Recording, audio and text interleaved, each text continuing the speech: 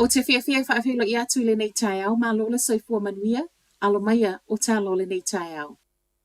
E whai lava si malosi o le whao Gabriel o loo whaatali e anga I mai. O leo loo I le vaenga lua po le category 2 le whaatu la ngano le whai le taimi nei, ma o loo whaamoe moe suia nga I le vaenga tolu I le tau nei, o na olona malosi tele. I lapata inga lata mai le tau nei o le tui mātu o le North Island, lea ua lapata I e tapena mo timunga mamafa, whaapea savili malolosi. O au kilani fo ima Coromandel, wa toi wha popo aso ala ua state of emergency, po o polo a inga o wha lavi wha sei. Mai le official va ai taua Gabriela se tasi lea wa whae malosi tele, lea o le a whea New Zealand. Ma o le aso sawa asolo atu I le aso ngafua e fōlinga mai e matua I langonai, lona malosi se iyo o atu I le aso lua. O le ala matangi o lo ia I le taimi nei e tu sama reporte le ofisa va ai tau, e mua mai le tu I sa e o Northland, fa asolo mai I au kilani, muli ai Hawke's Bay. A o fōlinga mai ai o lo langi le leile nei tai au. O le fautuanga watu ina mai fa au ngā so toto e tapena ai masau ni uni e le ngata I mea ai, vai tau mafa, e le tise, ai mai se le mautino wa iei se fuafuanga ina nei te iwa mo o mia le anga I ese, a o laua mai a tapena, ma o tapena ngai fa leo mo le tolu aso, leo lo o fautua ina. E lo pisa tele lava le ave eseo au nanga o fofua mai mo tangata uma e maua le COVID-19. I lunga le upenga tawha ilangi le malo na whaia wha apitoa mo le COVID-19, wa suia I nei tangata nga wa amu au nanga maua fua nei, mai le free COVID-19 healthcare I le wha upunga e na o tangata e maua lunga le lamatia pe a maua le COVID-19.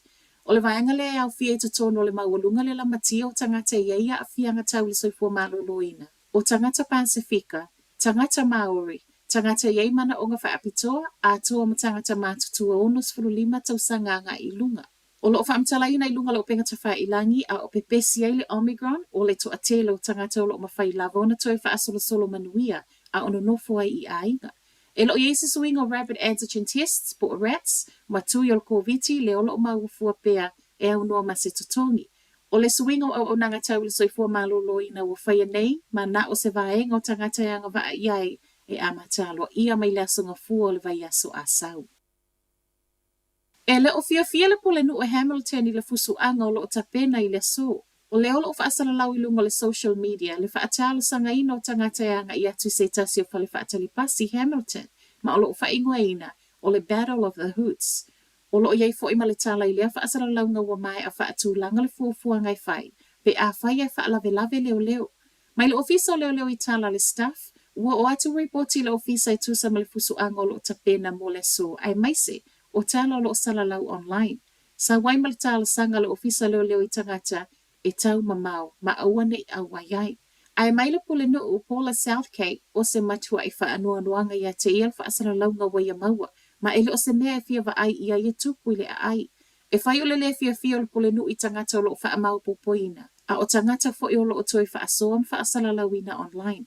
O lo mata I tu e leo lea vaengo Hamilton, I lea so. Wa iaile te konolosi fo wa whaia whaapitoa e tau fia ile fia moe o le Avatar Valley. So enga amata na whaia le oro sensi to tono New Zealand, ma wai tolu se fulu pasene o Avatar Valley le vao le luafe lua tasi, ma le luafe lua, e langona le fia moe a oia I lungo le awala.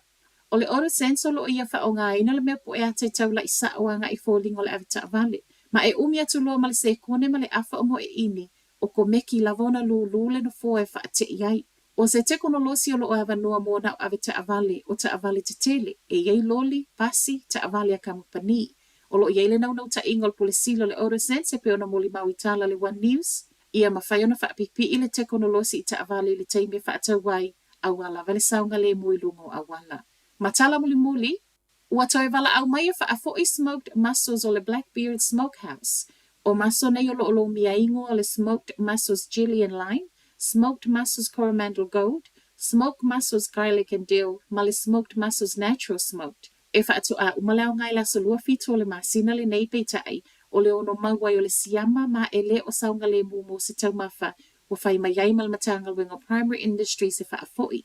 O lo mawhai o na maua unga mai le refund mo o loa nei, ma o lo o whautua ina fo el matanga wenga le anga I lana upenga tawha ilangi, o lo o maua o mai le lisi, a toa mai ngua o whale o loa na whaatau mai ai. O tala nao le nei tai au, manuia tele le nei aso.